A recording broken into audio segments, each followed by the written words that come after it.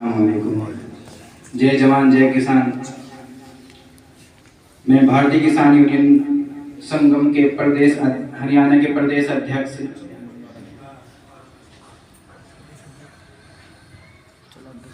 آج جو یہ پروگرام رکھا گیا ہے، اس پروگرام کا جو عنوان ہے یہ ہمارے حضرت مولانا اظہر صاحب کے صاحبزادے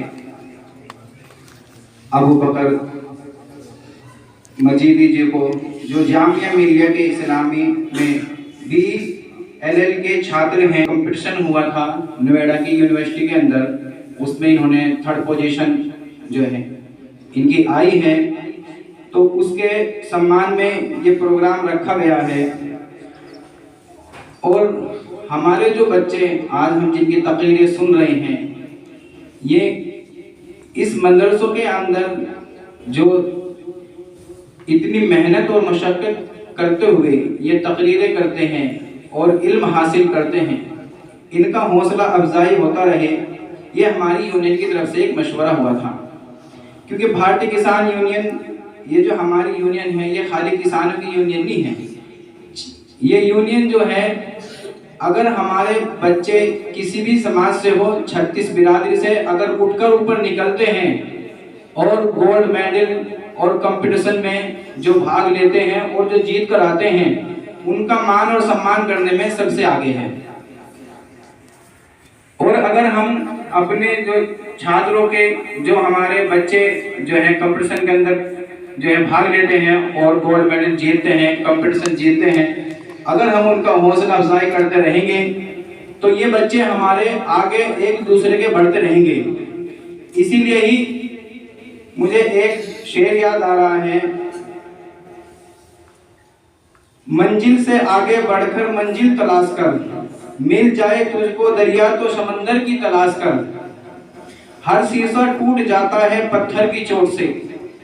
پتھر ہی ٹوٹ جائے وہ شیشہ تلاش کر۔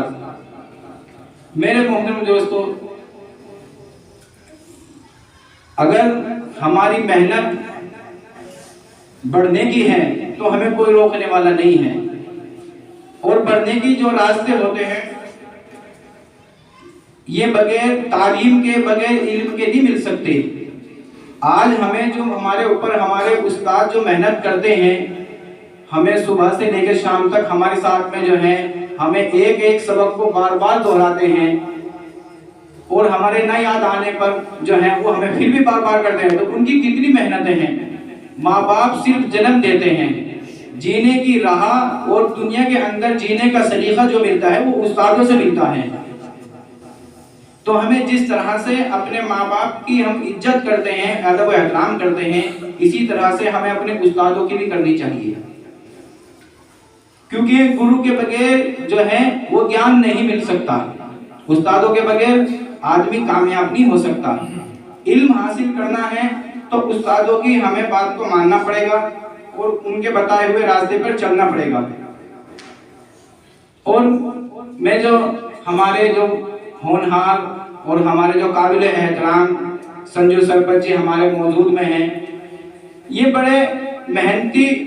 اور لوگوں کے ہمدرد ہیں، چاہے پروگرام چھوٹا ہو یا بڑا ہو، جب بھی انہیں دعوت دی جاتی ہے یہ ہمارے پروگرام میں آتے ہیں اور جو ہے آگے ہمارے پروگراموں کو سنتے ہیں اور حوصلہ افزائی بھی کرتے ہیں۔ تو میں بھی ان کا بہت شکر گزار ہوں کہ ہمارے جو ہے بلاوے پہ یہ تشریف لائے۔ اسی پروگرام کے اندر ہم نے سوچا کہ جب ہمارے بچے جو ہیں پروگرام دکھاتے ہیں تو ان کا سب حوصلہ افزائی کرتے ہیں، مگر وہ پروگرام کیوں دکھا رہے ہیں، اس کے پیچھے کس کا ہاتھ ہے، ان کا بھی تو ہمیں جو ہے ہمت دینی چاہیے، ان کا بھی حوصلہ افزائی کرنا چاہیے۔ تو اس مرتبہ ہم نے اس پروگرام میں جو یہاں کے استاد محترم ہیں، ہم نے ان کا بھی حوصلہ افزائی کرنے کے لیے ان کے بھی ہم نے گفٹ کے لیے ہم نے انتظام کیا ہے، کیونکہ بچے محنت کر رہے ہیں تو ان کے پیچھے ان کے استادوں کا ہاتھ ہے، تو اس لیے ہمیں ان کے استادوں کی بھی قدر کرنی چاہیے۔ اگر ہم بچوں کا حوصلہ افزائی کر رہے ہیں، ان کے لیے اگر ہم گفٹ دے رہے ہیں تو استادوں کو بھی ملنا چاہیے۔ اسی بات کو میں اپنی بات کو یہی ختم کرتا ہوں۔ جے جوان جے کسان۔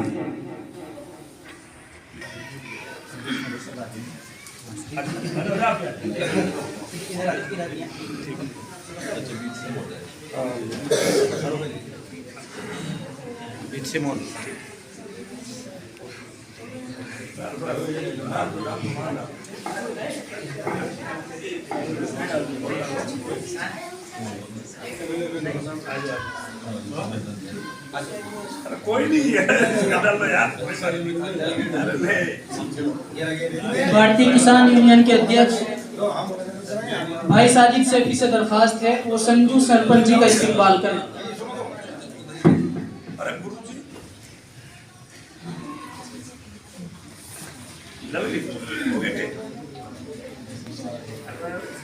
کچھ کہیں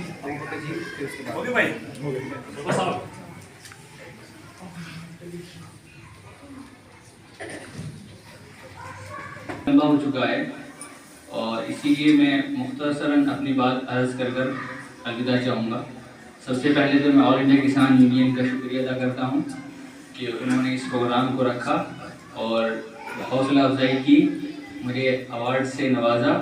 میں یہ سمجھتا ہوں کہ اس طرح کے ایوارڈ, اس طرح کی حوصلہ افزائی کے پروگرام یہ کسی حد تک ہمارے قوم کے بچوں کے اندر تعلیم کے میدان میں نہ ہی صرف بلکہ ہر میدان میں, وہ چاہے ڈیفنس ہو, چاہے پھر وہ کھیل کود ہو, یا پھر وہ ہر طرح کا اولمپک ہو, کسی بھی ہر طرح کے میدان کے اندر وہ ان کو آگے بڑھنے میں کامیابی دیں گے. سب سے پہلی بات, ہمیں اس چیز پر غور کرنے کی ضرورت ہے کہ اس کی کیا وجہ ہے کہ وہ قوم جس کے نبی کی شروعات اقرا مینس ریڈ یعنی پڑھو سے ہوئی, آج وہی قوم سب سے زیادہ ان ایجوکیشن اور لائرنی کا شکار ہے. اس کی کیا وجہ ہے کہ وہ قوم جو ایک زمانے تک نہ صرف ایک لمیٹڈ لوگوں کے لیے بلکہ پوری دنیا کے لیے ہر میدان میں ریسرچ, سائنٹیفک ریسرچ ہو, میتھڈولوجی ہو, اسٹڈی ہو, ریڈ ہو, ڈیفنس ہو, ہر میدان میں اس نے پوری دنیا کو روشن کیا ہے اور آج اسی کے گھر کے چراغ بجھے ہوئے ہیں. اس کی کیا وجہ ہے کہ جس قوم کی یونیورسٹیوں اور کالجز میں آ کر ویسٹرن اور مغربی ممالک کے لوگ اپنے اپنے گھروں میں جا کر فخریہ اور پراؤڈلی طور پر یہ کہتے تھے کہ میں بغداد کی یونیورسٹی سے پڑھ کر آیا ہوں, میں استنبول کی گلیوں سے پڑھ کر آیا ہوں, میں قرطبہ کی مدرسوں سے پڑھ کر آیا ہوں. اس کی سب سے بڑی وجہ ہماری تعلیم سے دوری, تعلیم کے میدان میں کاہلی اور سستی ہے. دوسری وجہ اور دوسری بات, انگریز اس ہندوستان میں آیا, اس نے ہندوستانیوں کے اوپر الگ الگ قسم کے ظلم اور بربریت کی.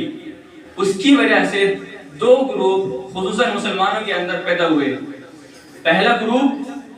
کہ جس نے انگریزوں کو صرف انگریز ہونے کی بنا پر انگریزی تعلیم سے نفرت کی, کہ انگریز چونکہ برٹشر ہے, باہر سے آیا ہے, اسی لیے اس کا بہشکار کیا جائے, اس کی تعلیم کو بھی ٹھکرایا جائے, اس کی جو ایجوکیشن اور ڈیولپمنٹ کی جو ٹولز اور میتھڈ ہیں اس کو بالکل ختم کیا جائے. اسی لیے انگلش ایجوکیشن یا پھر کنٹمپرری ایجوکیشن جو کوئی بھی ہو سکتی ہے اس سے نفرت کی ہے. دوسرا وہ گروپ ابھرا کہ جس نے انگریزی تعلیم کو حاصل کیا, اس کے اندر اتنا چلا گیا, اس کا جو اصل بیس, اس کی فاؤنڈیشن, اس کی جو بنیاد تھی, جس کی بنا پر اس کی جو تہذیب اور روایات تھی, اس کو پسے پوچھ ڈال دیا اور اس کو چھوڑ دیا. جس کی وجہ سے یہ ہوا کہ دونوں گروپ ایک دوسرے سے بالکل جدا ہو گئے. ہونا یہ چاہیے تھا کہ دونوں گروپ کے قائدین, دونوں گروپ کے لیڈران آپس میں بیٹھ کر بات کرتے, سنجیدگی سے طور پر یہ طے کرتے کہ ہمیں ایک دوسرے کی ضرورت ہے, ہمیں اس ہندوستان کے بیٹر فیوچر کے لیے ہمیں دونوں ایجوکیشن